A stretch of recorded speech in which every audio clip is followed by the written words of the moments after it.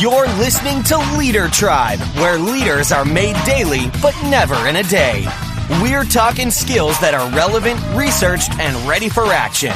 Apply these and you will grow.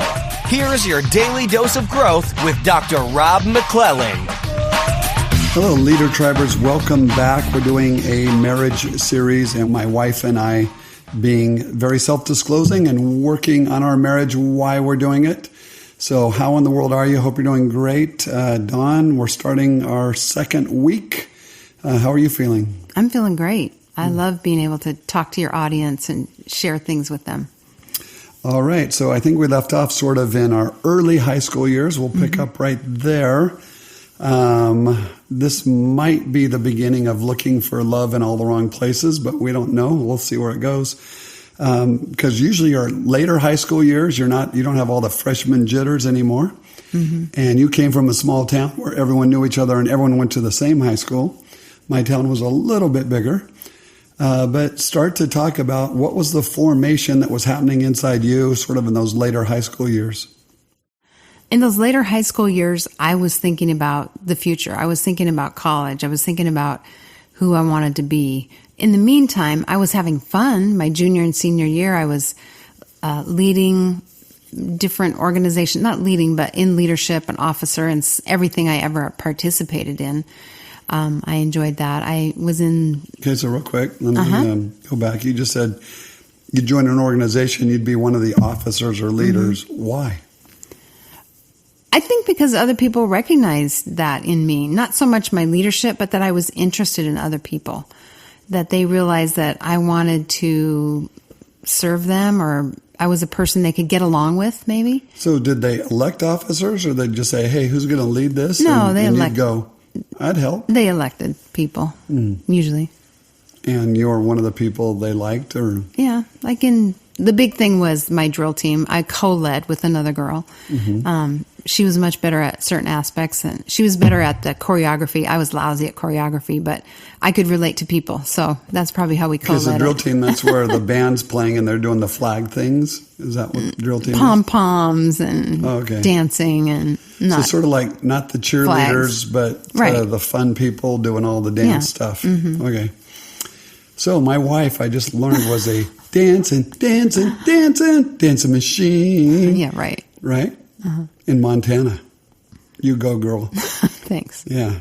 Did you ever listen to country music back then or dance to country music? There were only two stations. There was one country station and one station that played 2 hours of pop music every night.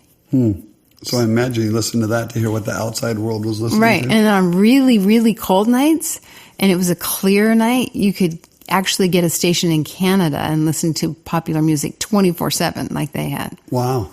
Okay, friends, back there in the radio days for all you youngsters, on a clear night, it's not a rainy night, things like that, the radio signals came through better. CFUN in Vancouver. There you go. Love that. Okay. And so you were kind of in leadership. Did you have a boyfriend? Did you have many boyfriends? What's going on there? Well, I had a boyfriend that was in college my last couple years. He was a guy that I had dated for quite a while, actually. All right. So you're in high school, but you got a college boyfriend, so you're all full of yourself. Yeah. Mm-hmm. So you were untouchable to the other guys there, but... My dad didn't like that I was untouchable. In fact, he saw a picture in the annual. My dad worked for the school, so I kind of had to be on my P's and Q's sometimes because word would get to my dad if I did something. But my dad didn't like that I was only one guy, girl. Oh, he wanted you to have fun, date around, don't just think about the dude off in college. Mm-hmm. Okay. And so... what else? Anything else you'd like to share with us about your high school time? I think being a well-rounded person is important in high school, and that's what it was for me. I was in band, yet I was on the drill team, so I had lots of different interests. The only one I didn't have was language. I still don't know a foreign language. But I think being a well-rounded person helps kids in general, not just concentrating on one sport that you think you might go to the Olympics in someday. So if I have advice for parents, it's make your kids be well-rounded, be good students, but maybe not concentrate everything on education. Make sure that they get People skills. Yeah. People skills, yeah. Yeah, that's what all the employers are doing. You see the millennial, just the stats today, and you know we love millennials here at Leader Tribe. We don't rip on you, but the stats don't lie either. And they jump around from job to job to job. They might have the skills, but they don't want to apply themselves, and they don't have the people skills. That's what keeps them from getting promoted. Everyone's like, I can do the job. I'm smart enough. I should get promoted. No, because when you get promoted, you have to actually lead other people. And most people don't have the people skills for that. So you will if you listen to the Leader Tribe program. We break it down. Okay. Let's go to, I guess, my high school years. Any questions from you on that? I guess I know that you lettered in every sport. And Not every sport, but 4 sports. 4 sports, one every year, whatever. Why did you jump around to 4 different sports rather than finding one sport you liked and doing that? I think I just wanted to, as part of my trying to be popular. Remember, I came from this horrible home situation. Until my sophomore year, my mom finally freaked out. By then, my older sister had run away. My younger sister was off with her birth dad, and I was the only one at home. And that was not good for my mom, because if I wasn't home, she could do whatever she wanted at any time. So she was trying to get rid of me, but I'm a sophomore in high school. What am I going to do? And so she finally freaked out. And so I called a family that we used to live next door to, who I've talked about on Leader Tribe before. They rescued me. Yeah, they did. They took me in, and they have become my family. When I talk about my little brother, that's from that family. That's Brad.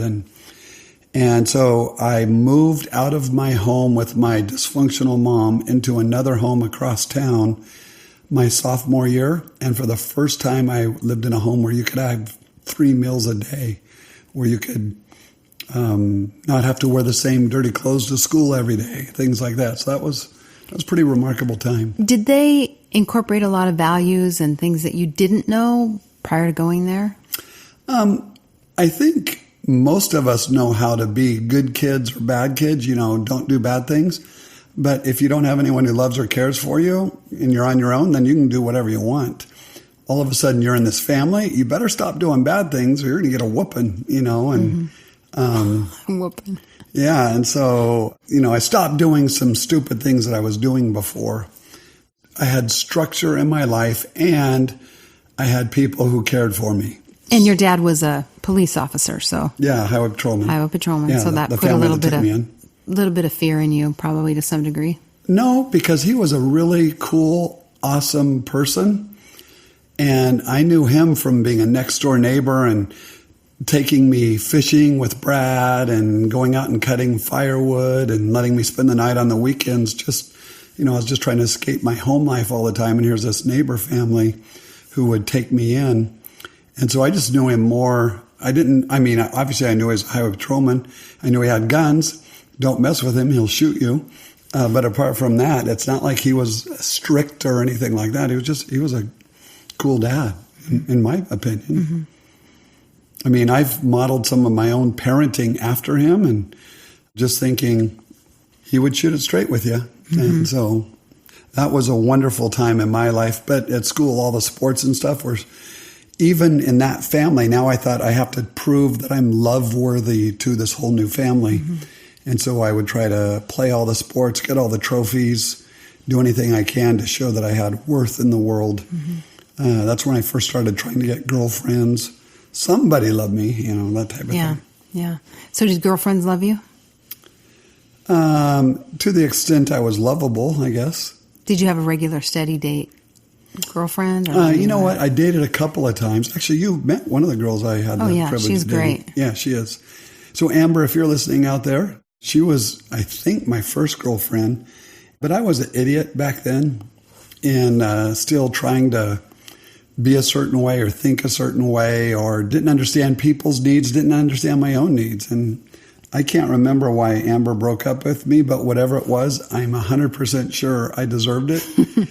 If you asked me, it was probably 6 weeks long, and that was probably my average for the next 3 or 4 years.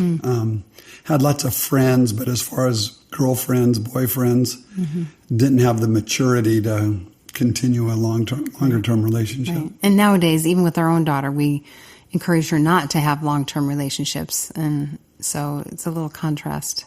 What do you mean we encourage her not to? Well, we encouraged her not to in that we wanted her to be a well-rounded person, not with one person like my dad had not wanted me, but we encouraged her to have many friends. Yeah. And just have a group of friends to do things with. Right.